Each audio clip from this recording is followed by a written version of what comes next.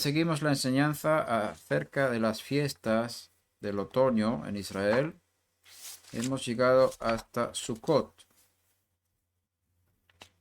Hemos ya hecho Rosh Hashanah, hemos hecho Kippur y ya estamos en Sukkot. Después de Yom Kippur, nada más volver a casa. Después de la oración de Yom Kippur, todo el mundo cena. Claro, eso es un momento muy emotivo del año, cuando después de 25 horas de ayuno y oración, no sé si estamos 15 horas orando durante Yom Kippur,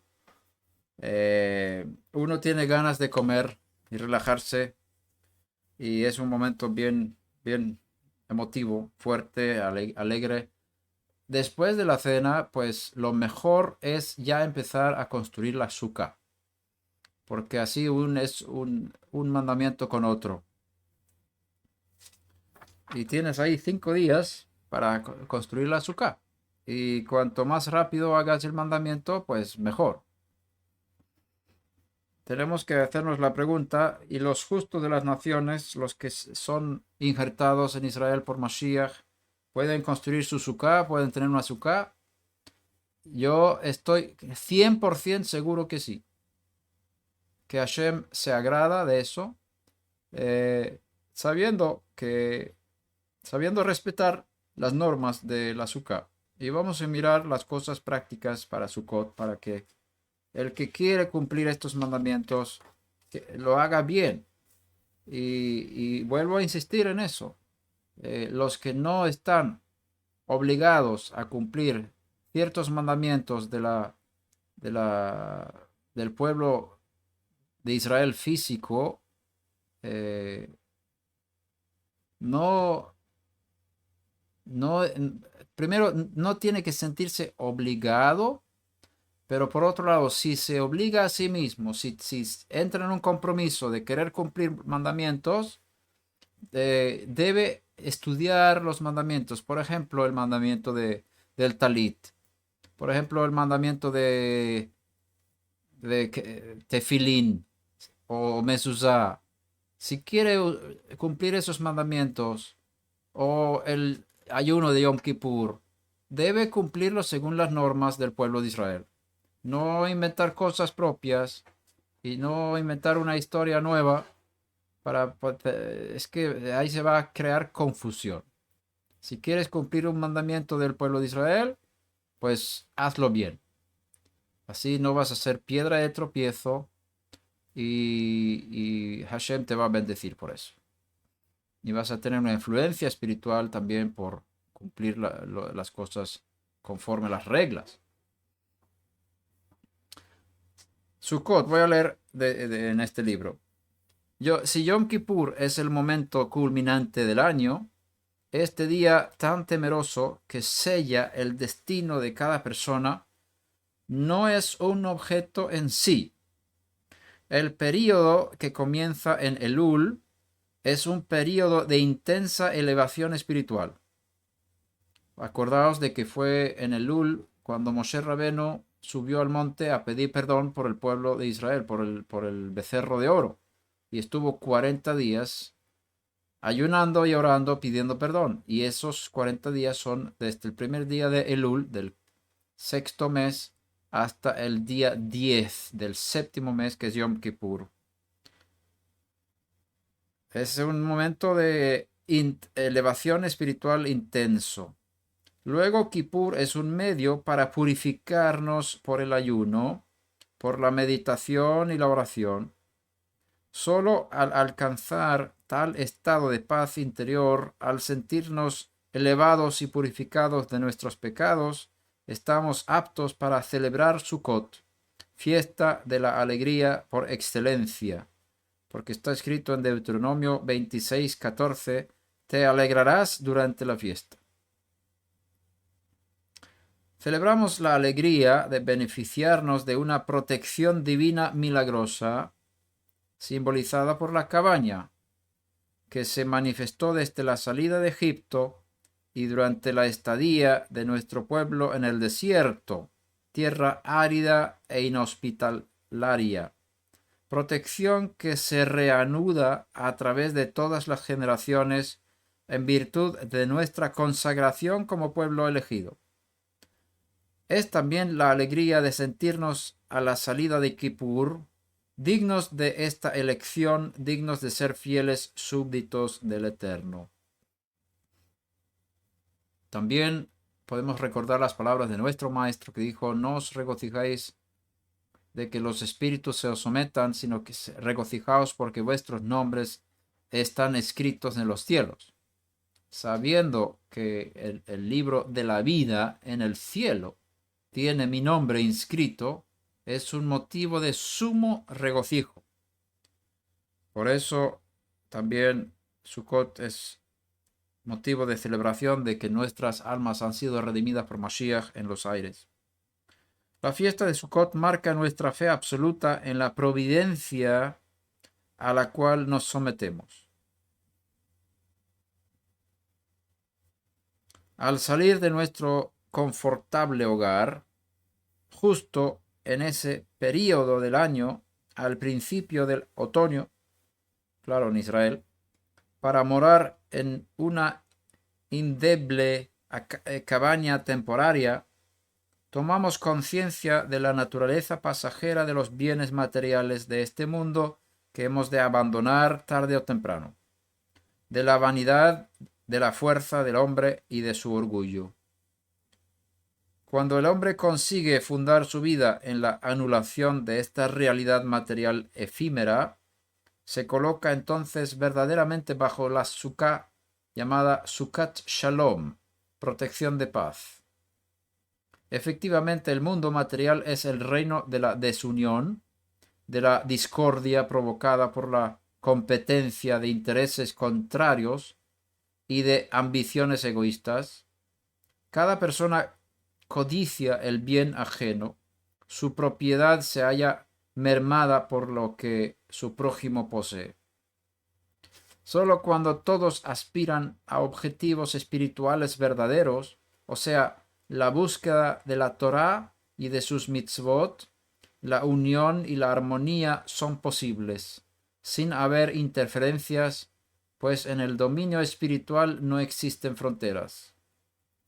Al contrario, cuando uno se enriquece espiritualmente, los demás se benefician también, y se establece una atmósfera de satisfacción recíproca. Nuestros sabios explican la razón por la cual construimos la Sukkah justo después de Kippur. Quizás el fallo divino haya sido desfavorable y seamos condenados al exilio, a Galut, mas el exilio voluntario que nos imponemos saliendo de nuestras casas a la Sukkah es considerado por Dios como un galut verdadero que reemplaza al castigo divino. Porque en el fondo la mitzvah de la Sukkah se sustituye al galut. Es que una de las causas del exilio es la discordia, el odio injustificado suscitado por el interés egoísta. La sentencia de Galut tiene como efecto la enmienda de ese defecto primordial. El exilio y la precariedad de nuestra condición quebrantan el orgullo y acercan a los corazones. La mitzvah de la Sukkah, que representa la renuncia de los valores materiales, conduce a la unidad y a la paz en el seno del pueblo y le preserva así del exilio. Acuérdate que la Sukkah en sí es una morada temporaria, una morada temporal. Y ese es si tenemos eso como base del concepto de la Sukkah, por supuesto hay recuerdos de la salida de Egipto, el recuerdo de la protección divina en el tiempo del desierto. Miramos hacia el futuro de forma profética, hacia el milenio, cuando el Mesías va a estar aquí y estaremos viviendo en una en un paréntesis, digamos, para pasar definitivamente al mundo venidero. Sukkot es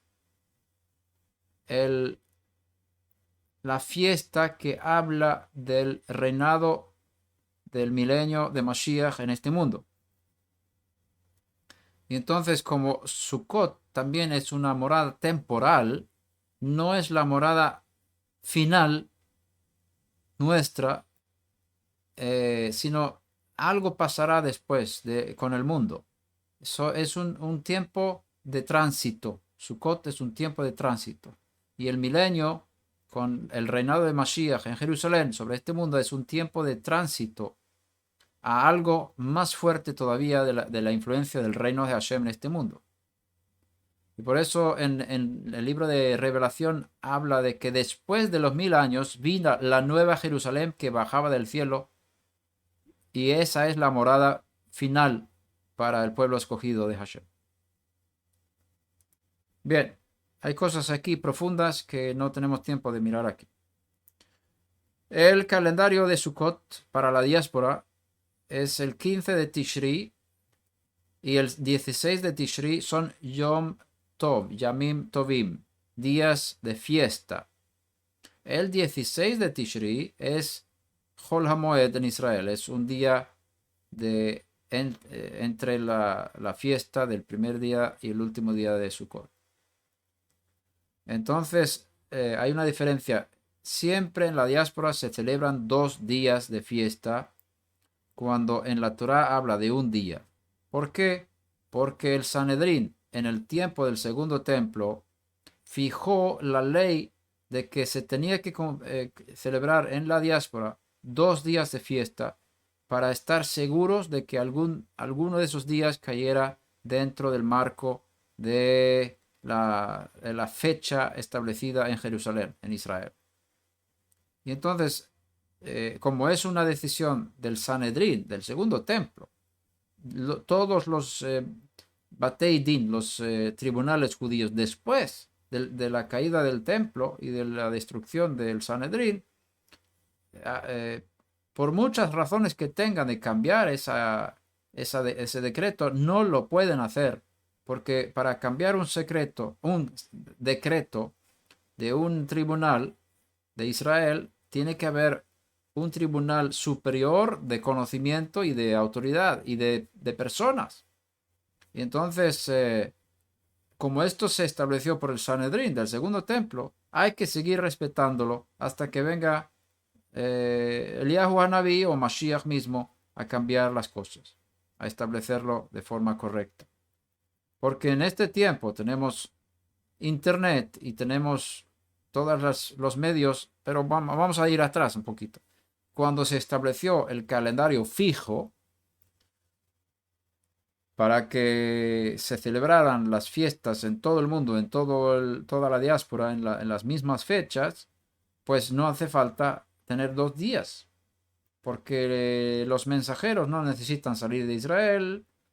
En ese tiempo, cuando había caballos, necesitaban unos días para llegar a su destino. Hoy en día no tenemos ese problema ni por el calendario fijo ni por los medios de comunicación que tenemos. Por lo tanto, tenemos toda base para anular un decreto, bases lógicas para anular ese decreto de tener 2 días de fiesta en la diáspora, pero no tenemos una base alágica para ello y por lo tanto no lo podemos hacer. Tenemos que respetar la decisión de un tribunal de Israel con ese peso. Por eso tenemos 2 días de Yom Tov en la diáspora. El único día cuando hay 2 días de celebración es Rosh Hashanah en Israel. Rosh Hashanah son 2 días en Israel. Es la única fiesta anual que sigue la tradición de la diáspora. Y por supuesto Yom Kippur no se celebran 2 días por motivos obvios, ¿verdad? Bien, el 17 de Tishri es Chol HaMoed. Chol es una contradicción. Las palabras se contradicen a sí mismas. Es como decir, es un día común festivo. Mm. Es que contradice la misma expresión, se contradice. Hol significa común. Hamoed, conocéis la palabra moed, que es una fecha establecida, una fiesta señalada por Hashem. Entonces, por un lado dice que es común, que es un día normal, pero por otro día es fiesta. Entonces, Hol HaMoed es el día común de la fiesta o de la celebración o de los tiempos señalados. Es decir, no es un día Hol normal, o sea, no es un día cualquiera, no es un día común. Por lo tanto, no podemos considerar esos días como días para trabajar, para hacer cualquier cosa que se hace en otros días comunes, sino es parte de la fiesta. 17, 18, 19 y 20 y 21 son días de Hol HaMoed, días comunes de la fiesta. Y ese último día, 21 de Tishri, se llama también Hoshana Rabbah, porque hay una celebración especial con la oración de Hoshana, sálvanos. Por favor, significa esa palabra, Hoshana. Rabbah significa grande. Hoshana Rabbah es sálvanos, por favor, grande. O sea, el día grande cuando se hace esa oración de una forma especial. Entonces, cuando leemos la palabra, expresión, el último y gran día de la fiesta, habría que pensar que sea ese día, Hoshana Rabbah. El día 22 de Tishri es otro día Yom Tov, es un día festivo, un día rojo. La Torah lo llama Shabbatón. Y se llama en la Torah Shemini Atzeret. Shemini significa octavo. Atzeret es un poco difícil de traducir. La palabra Atzor se usa en el tráfico de Israel, que es parada. Cuando tienes stop para parar el coche, es Atzor, parar, una parada. Pero también se puede ver como conclusión, se puede ver como asamblea. La asamblea del octavo día, la parada del octavo día, la conclusión del octavo día. En la tierra de Israel es un solo día, como dice la Torá, y en la diáspora son 2 días, que son considerados 2 días largos, el 22 y el 23 de Tishri. Y cuando se divide en 2 días, el primer día es llamado Shemini Atzeret, y el segundo día es llamado Simchat Torah. Simchat Torah, que significa la alegría de la Torah. Simcha es alegría. Simchat, la alegría de Torah, la alegría de la Torah. Simchat Torah. En Israel, el mismo día 22 también se llama Simchat Torah, las dos cosas. O sea, en la diáspora es considerado como un día largo, pero la primera parte es Shemini Atzeret, la segunda parte es Simchat Torah. En Israel es un solo día, con los dos nombres. Vamos a mirar un poco acerca de la fabricación del azúcar. Tenemos la obligación de construir una azúcar, es una cabaña, bajo el cielo, en nuestro balcón o en nuestro jardín. Y ahora estamos hablando del pueblo del pacto, para decir, tenemos la obligación.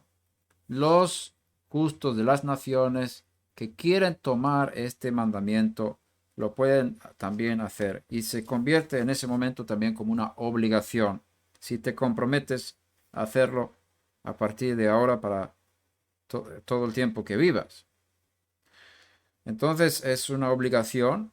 Y en otro caso sería una invitación. Los que no se comprometieron con este mandamiento y no están obligados a cumplirlo, están invitados a construir una azúcar Y entonces hay que conocer las leyes en cuanto a la construcción del azúcar. Y hay que tener en cuenta que lo más importante del azúcar es el techo. Lo más importante del azúcar es el techo. Pero vamos a llegar a eso. Hay que tener en cuenta que el azúcar se construye para una morada temporal. No es para un adorno, sino para vivir ahí, para tener establecerse allí como morada principal durante 7 días. Para conformarnos a la ordenanza de la Torá, residiréis en las Sukkot durante 7 días. Está en Levítico 23:42. O sea, hay que tener su residencia en ese lugar. Es decir, si vas a estar en tu casa, para la cocina, para ir al baño, cualquier cosa, tú vas a tu casa como algo temporal. Y estás establecido en la Sukkah y tu casa sería algo rápido, digámoslo así. Yo tengo la costumbre de dormir en la Sukkah. Llevo años, muchos años durmiendo en la Sukkah. Porque es el lugar donde hay que vivir. Claro, si uno vive en la diáspora, en un lugar donde no es posible, por motivos de frío, por lluvia, cualquier cosa, hay también permiso para no dormir ahí. Pero si se puede, es preferible dormir en la Sukkah. Hay que organizarse a fin de vivir durante Sukkot en condiciones que nos permitan realizar esta importante y preciosa mitzvah, por la cual nos colocamos bajo la protección divina en la sombra de la fe. El que reside en ella hereda libertad para él y para su descendencia para siempre, y el que se excluye de ella hereda exilio para él y para su descendencia, según el Zohar en Emor 103a. A la salida de Kippur, la misma noche, se empieza la construcción de la Sukkah, a fin de colocarse inmediatamente después de Kippur bajo la protección de esta nueva mitzvah. Hay que esforzarse en acabar la construcción el día siguiente. Se recomienda construir la Sukkah más bien uno mismo que por el intermedio de otra persona. Se invertirá por consiguiente sus propias fuerzas para construir la morada donde residirá la Shejinah. En la Sukkah reside la Shejinah. Tengo testimonio de gente que construyó su Sukkah por primera vez en su vida para cumplir el mandamiento y experimentaron la presencia divina en ese lugar. La Sukkah estará situada en un lugar limpio y no en la proximidad de aguas sucias u otras suciedades, como alcantarillas de otro tipo, donde hay basura. Hay que cuidar de que sea un lugar limpio. Se erige primero las paredes, de fanot en hebreo. Luego se instala el techo de la Sukkah, sekaj. La altura máxima de la Sukkah es de 20 codos. Son 9 metros y 60 centímetros. Es bien alto. Es lo máximo. Aquí tiene un límite. Los rabinos tienen que fijar. Bueno, la Torah dice, hazte una Sukkah, pero no dice qué tamaños. Entonces la Torah oral nos enseña cuáles son los límites máximos y mínimos de lo que pueda llamarse Sukkah. La altura mínima es de 10 tefajim. Aquí hay discusiones. El tefaj es el ancho de la mano. Existen opiniones divergentes entre nuestros sabios en cuanto a la dimensión del tefaj. Según algunos es de 10 centímetros. Mi mano mide exactamente 10 centímetros así que a mí me gusta esa opinión. Según otros es solo 8 centímetros, es una mano más pequeña. Nos guiamos según la opinión más estricta. Así que cuando se trata de una medida mínima, por ejemplo, la altura de la Sukkah, que no debe ser menos de 10 tefajim, calculamos el tefaj como 10 centímetros. Si se trata de una medida máxima, por ejemplo, un vacío en el sekaj inferior a 3 tefajim, calculamos el tefaj como 8 centímetros. Así estás dentro de los límites de las diferentes opiniones de la halajá. Entonces la altura mínima es de 10 tefajim, que es muy poquito, son 10 multiplicado por 10 centímetros, 1 metro. Imagínate hacer una sucada de 1 metro, ahí te metes dentro y ahí vives durante una semana. ¿Te parece bien? Bien, está permitido. Más allá de estas dos medidas extremas, la sucá es pesulá, no apta para el cumplimiento del precepto. La sucá puede tener todo el largo o el ancho que desee, pero si no ofrece un mínimo de 7 tefajim de largo y 7 tefajim de ancho, es pesulá. Con otras palabras, mínimo 70 por 70 centímetros. Ok, entonces la sucá más pequeña que puedes construir, ¿qué medidas tiene? 1 metro de alto, 70 centímetros de ancho y 70 de largo. Es bien pequeño. Ahí cabe una persona, ¿verdad? Bueno, si quieres tener una sucá así tan chiquitita, a ver cómo puedes dormir ahí, pero bueno, te felicito si tienes una sucá así. Es lo mínimo que puedes tener. Construimos, por consiguiente, una sucá que tenga por lo menos 70 centímetros de ancho. Se puede utilizar cualquier material para hacer las paredes de la sucá. Por eso las paredes no son tan importantes. Incluso la pared de un edificio. Esta ha de ser lo suficientemente sólida para resistir a un viento medio. Se pueden emplear alfombras o mantas como paredes, a condición de sujetarlas bien por todos los lados, de modo que el viento no pueda desplazarlas. Nosotros tenemos una sucá que nos ha prestado una familia y mientras la utilizamos, queremos tener una diferente más adelante, pero de momento tenemos una que tiene paredes de sábanas, tela bien fina, sábanas, y eso se puede utilizar.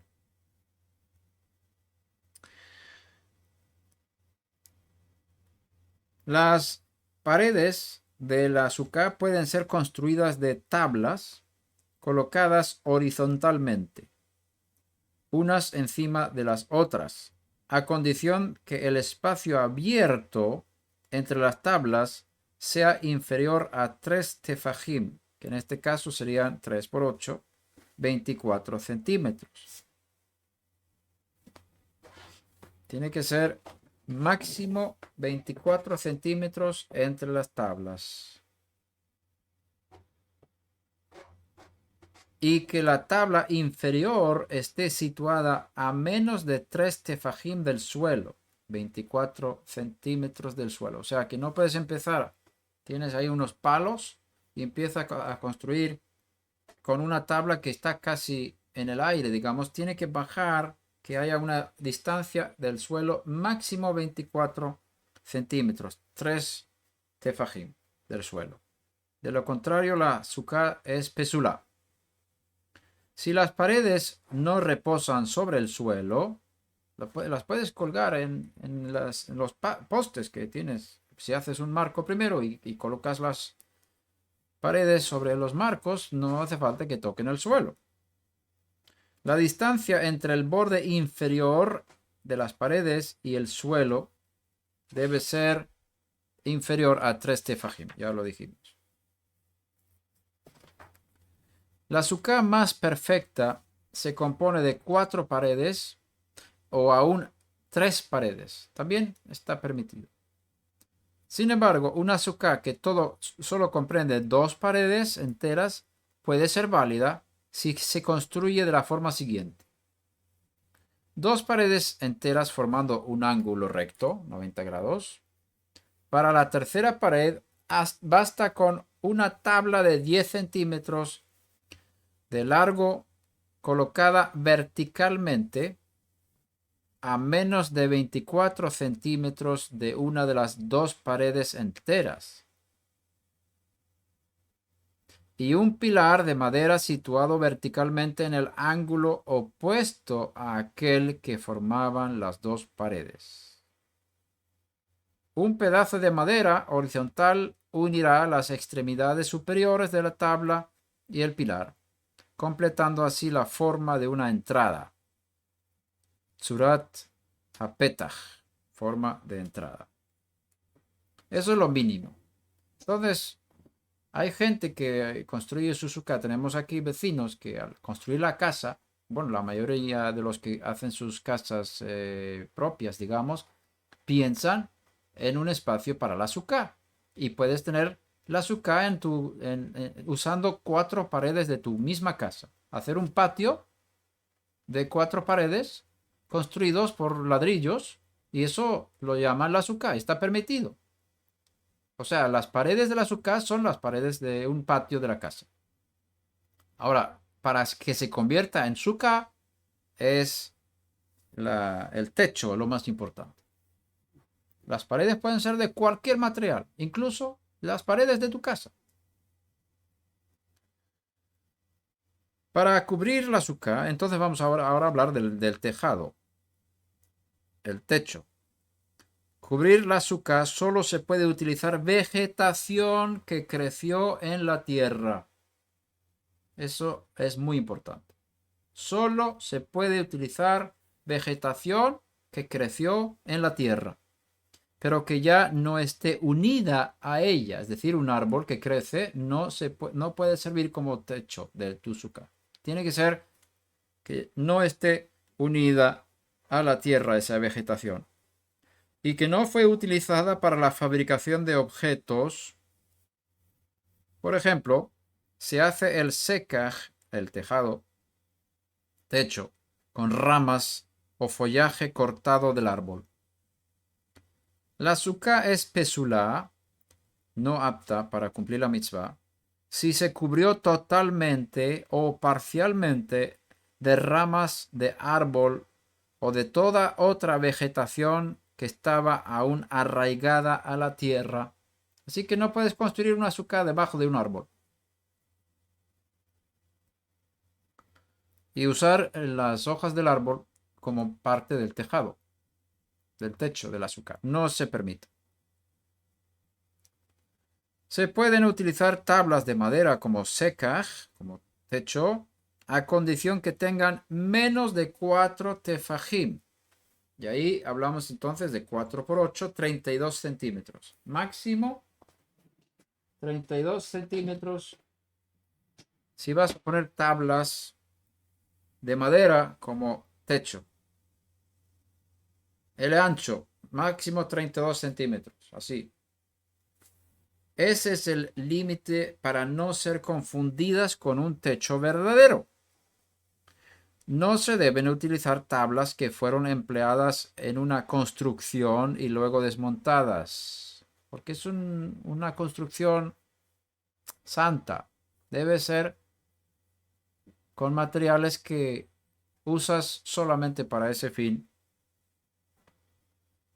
no que no puedes usar tablas que han sido utilizadas para construcción de casas y otras cosas antes. Una estera fabricada con la intención de servir de sekaj para la sukkah, aunque es posible usarla para otro fin, por cuanto fue destinada para cubrir la sukkah, no entra en la categoría de objeto y sirve como sekaj kasher. Estera, tejido grueso de esparto, juncos o palma, que sirve sobre todo para cubrir partes del suelo. Puso una estera a pies de la cama. Muy bien, eso es lo Así que se es decide. una estera. Y mucha gente en Israel utiliza eso. Se compra así ya y lo vas a usar para la sukkah. Claro, normalmente no fue fabricada para ese fin. Lo usan para el suelo, para las paredes, para la playa, cualquier cosa. Pero si lo compras con el fin de la sukkah, también está permitido. El sekaj ha de ser lo suficientemente espeso para que la sombra que proyecte sobre el suelo sea más extensa que la claridad que le atraviesa. Con otras palabras, el más del 50% dentro del azúcar tiene que ser sombra. Si hay más del 50% de luz, o sea, de sol, ya no es suficiente. No debe prestar claros de más de 24 centímetros de ancho. Lo mejor es cubrir totalmente el azúcar, dejando algunos claros a través de los cuales pueda percibir las estrellas. No se deben utilizar como sekaj ramas cuyas hojas se secan y se caen pronto, pues se teme que el sekaj se reduzca durante Sukkot al punto de dejar penetrar más claridad que la sombra que proyecta, y la sukkah sería pesulá. La forma femenina es pesulá, pasul es masculino, pesulá femenina. En numerosos lugares se utilizan ramas de laurel cuyas hojas tardan bastante tiempo en secarse, o palmera, que es una hoja fantástica. Está prohibido utilizar como secas follaje maloliente. Acuérdate que es un lugar santo, la Shejinah tiene que estar ahí se hacen oraciones, y tú no puedes tener un lugar de malestar. No pueden oler mal las hojas que utilizas para el techo. Una sukkah construida bajo techo o bajo un árbol cuyo follaje cubre el sekaj es pesulá, no apta para cumplir la mitzvah. Se puede adornar el sekaj suspendiendo en él frutas u otros objetos decorativos a condición que estén separados de menos de 3 tefajim, 24 centímetros del sekaj, pues entonces estas decoraciones son consideradas como parte del sekaj, kasher y anuladas por la mayoría. La mitzvah de la sukkah y de los ushpizin, invitados. Al entrar a la sukkah cada noche, es bueno hacer la declaración siguiente: estoy dispuesto a cumplir con el mandamiento divino de morar en la sukkah, como está escrito en la Torá, residiréis 7 días en la sukkah, como hemos dicho antes. Luego se pronuncia una fórmula que figura en los libros de oración, Sidurim. Se da la bienvenida a los ushpizin, los invitados espirituales, digámoslo así, con nuestros 7 huéspedes de honor cuyo espíritu posa sobre la sukkah. Aquí tengo un poquito de problema con algunos enfoques de algunas personas, de algunos rabinos sobre este tema. Yo no creo que el espíritu de Abraham, en el sentido de que él mismo venga a vivir con nosotros en la sukkah, pero se puede entender de otra forma. Espíritu se puede entender también como la influencia de su misión en este mundo, el recuerdo de él y otras cosas. Tómalo bien, de forma correcta. Y así puedes tener estos 7 invitados durante 7 días en la sukkah. Abraham es el primero, Yitzhak segundo, Jacob el tercero, Moshe Rabenu cuarto, Aharón Cohen el quinto, Yosef Hatzadik el sexto y David Hamelech el séptimo. Cada uno perfeccionó una concepción específica del servicio divino, y ese mismo es el espíritu del cual se está hablando, y representa así la imagen de Dios al nivel humano.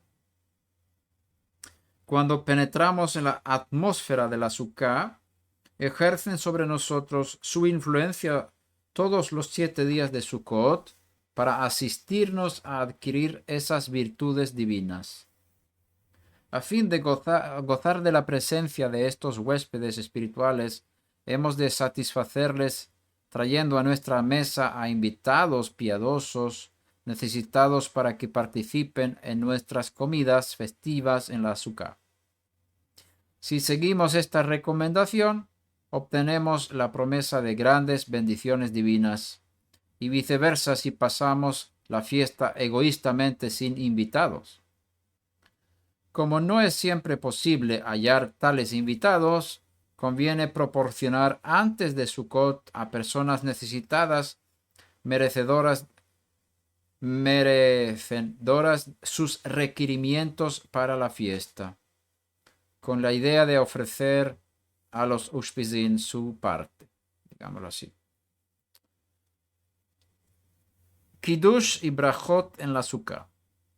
La primera noche, al regresar de la sinagoga, se entra en la sukkah y se recita el kiddush sobre una copa de vino.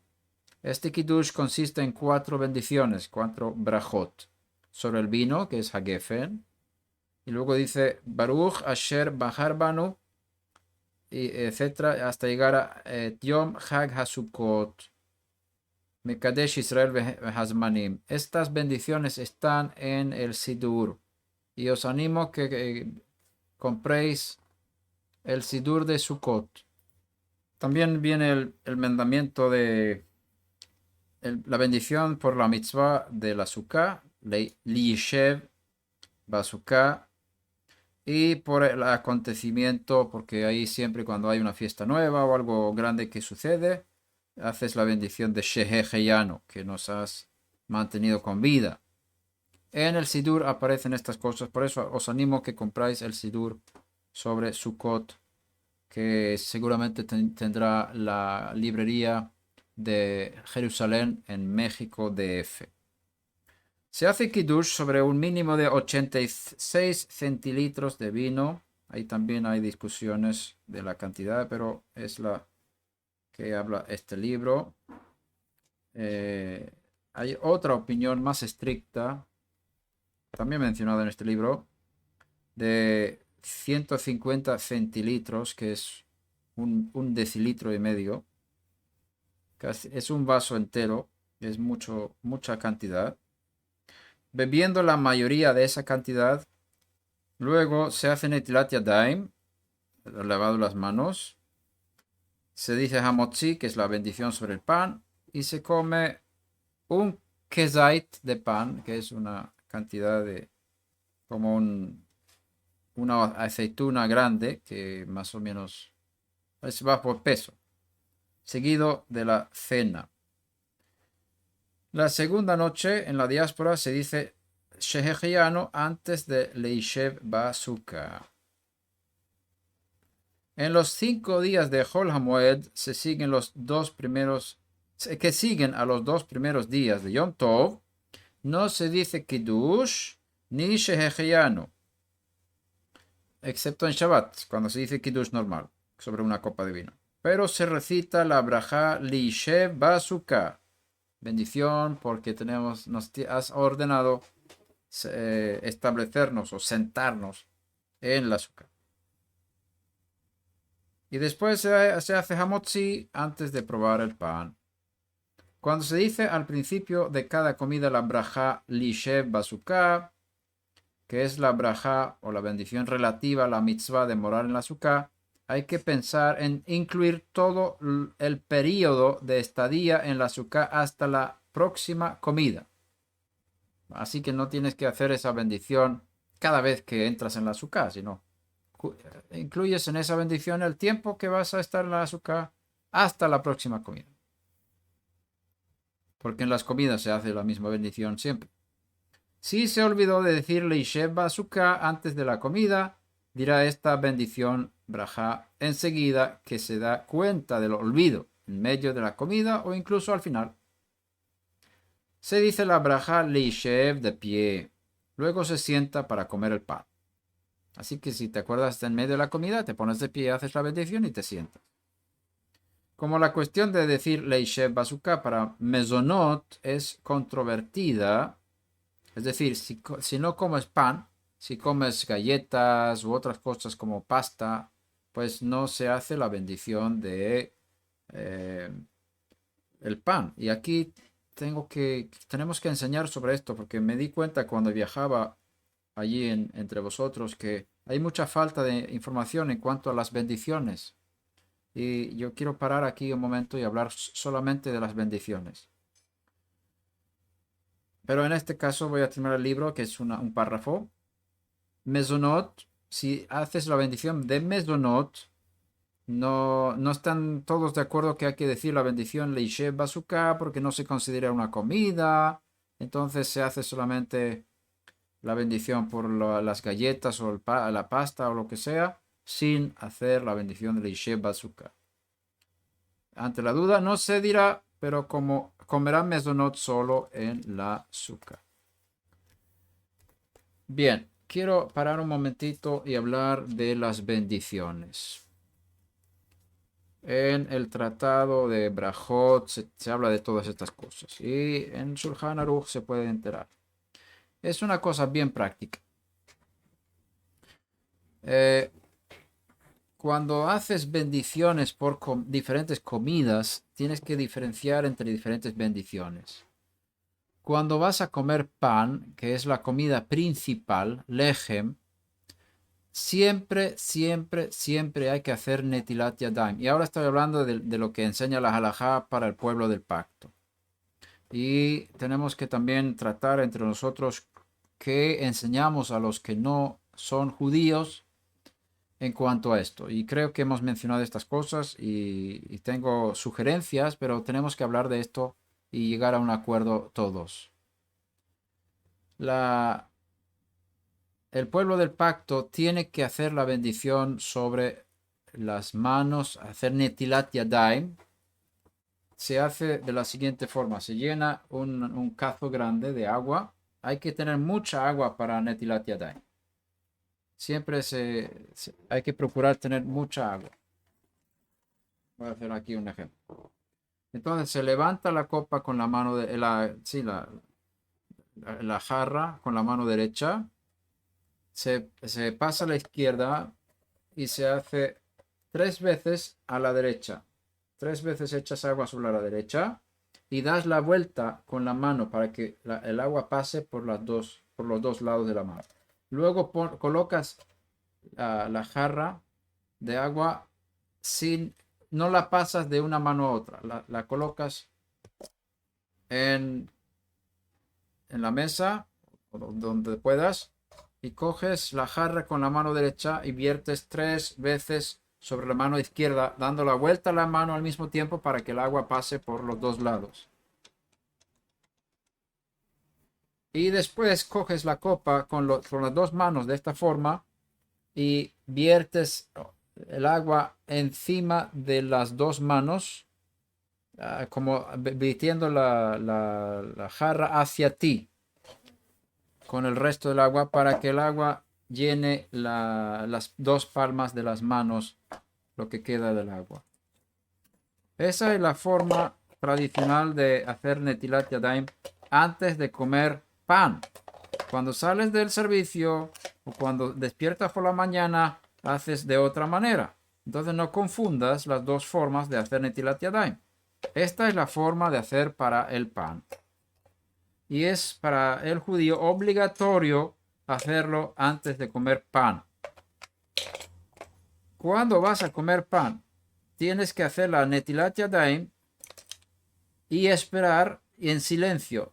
O sea, no esperar, sino hacerlo lo más rápido posible entre la bendición de netilat yadayim que haces.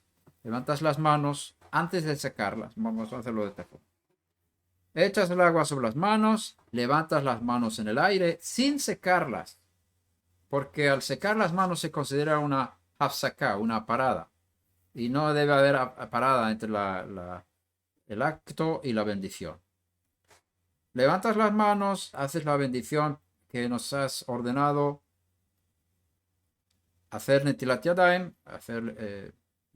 lavar las manos o levantar las manos. Y después secas las manos con una toalla, vas rápidamente a la mesa sin hablar. Ahí no se puede hablar. Si hablas, tienes que volver a hacer netilat yadayim, según la halajá. Entonces se coge el pan con los 10 dedos de las manos, se hace la bendición.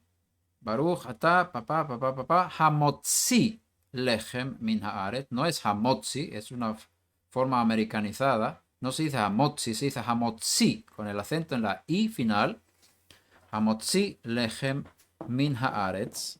Y luego se echa sal o se pone sal en un platito y tomas un trocito de pan y mojas el pan en el platito con sal 3 veces. Y después se come directamente. Y no puedes hacer ninguna otra cosa entre el lavado de las manos hasta comer el pan. Ninguna otra cosa que tenga que ver con otras cosas que sea. Tiene que tener que ver con solamente preparar para comer el pan. Todas las actividades fuera de eso no se permiten en ese momento. Cuando uno come pan está obligado a comer un kezait. Significa como una aceituna, pero es una cantidad de, no sé, de gramos. No me acuerdo exactamente cuántos gramos son. Pero es una cantidad importante. Digamos como un huevo, un huevo grande de pan. Después de comer pan, haces toda la bendición de Birkat Hamazon, que es la bendición larga por el alimento, que aparece en los Sidurim. El Sidur Birkat Shlomo aparece en la página 269, creo que es. Y entonces, el lavado de las manos antes y el Birkat Hamazon después es solo cuando comes pan. Si no comes pan, no haces ni lavado de las manos antes, ni Birkat Hamazon después. ¿Qué se hace con otros alimentos? También aparece en el Sidur, pero no tan claro. Si los alimentos son de las 7 especies que menciona la Torá que están en la tierra de Israel, trigo, cebada, uvas, higos, dátiles, que es miel, granada, aceitunas. Esas son las 7 especias que crecen en la tierra de Israel y son mencionadas en Israel, en la Torá. Si comes cualquiera de esas 7, hay una bendición que se llama Me'en Shalosh, que es una reducción, una reducción de la gran bendición de Birkat Hamazon. Y eso también figura en el Sidur. Y ahí especifica si bebiste vino, si comiste frutas de los árboles, o si comiste alguna cosa con harina. Son las 3 cosas ahí. Si no comiste ninguna de las 7, no haces esa bendición después. Ahora, antes de comer esas 7 cosas, hay una prioridad de bendiciones. El vino tiene máxima prioridad. Si bebes vino, empieza con el vino. Y luego es todo lo que tenga harina, viene después. Eso se llama mezonot. Y eso figura también en los libros de Sidur. Cuando no comes pan, tienes que bendecir por cada cosa que vas comiendo, cada grupo de cosas que vas comiendo. Al bendecir por el pan, se bendice por el vino y por el pan. Y si bendices por el vino y por el pan, ya bendijiste todos los demás alimentos, aunque vengan de la tierra, aunque sea cualquier cosa de alimento. Si haces la bendición por el pan, incluye todo, porque el pan es la palabra para comida. Si no comes pan, bendices por vino, tiene prioridad. Luego las cosas de pasteles, de espagueti, de galletas, todo lo que haya sido hecho por harina, que no sea harina de maíz, harina de trigo, de cebada, de las harinas que hay en Israel. Y esas cosas tienen prioridad. Haces bendición por mezonot, luego tienes bendición por las frutas de los árboles, y que entonces por pri haetz, Luego tienes la bendición por las frutas de la tierra, Bore Priha Adama, que son todas las legumbres, verduras, setas, cualquier cosa que crece en la tierra. Y luego tienes la bendición por cualquier cosa general. Y ahí, Shehakol Niya Bidbaro. Bebidas, cerveza, cualquier cosa que no sea de los árboles o de la tierra directamente. Y después de comer alguna o varias de esas cosas que crecen en la tierra de Israel y que están mencionadas en la Torá, hay que hacer la bendición de Me'en Shalosh, que aparece en el Sidur. Cuando no comiste ni una cosa, ni pan, ni ninguna de las 7 especias de la tierra de Israel, entonces tú no haces la bendición de Me'en Shalosh. Si por ejemplo, si es una manzana, tienes la bendición de Porepriha Etz, comes una lechuga, Porepriha Adama, bebes un poco de zumo de cualquier cosa, de naranja, de tomate, cualquier, Shehakol Niya Bidbaro. Y entonces haces diferentes bendiciones en ese orden, siempre árbol, tierra y que todo fue creado por su palabra, ese orden. Si puedes hacerlo en el orden, si dominas lo que vas a comer, entonces lo haces en ese orden y luego haces una corta bendición. Si ninguna de esas cosas son de la tierra de Israel, mencionadas en la Torá, haces una corta bendición que dice que la traducción de la bendición más o menos es como esta. Bendito eres tú que has creado diferentes almas con sus necesidades. Todo lo que creaste para dar vida a toda alma viviente. Bendito eres tú el que vive por los siglos. Esa oración también figura en el Sidur. Así que si queréis hacer las bendiciones por los diferentes alimentos, estudia esa parte y hacedlo bien, por favor.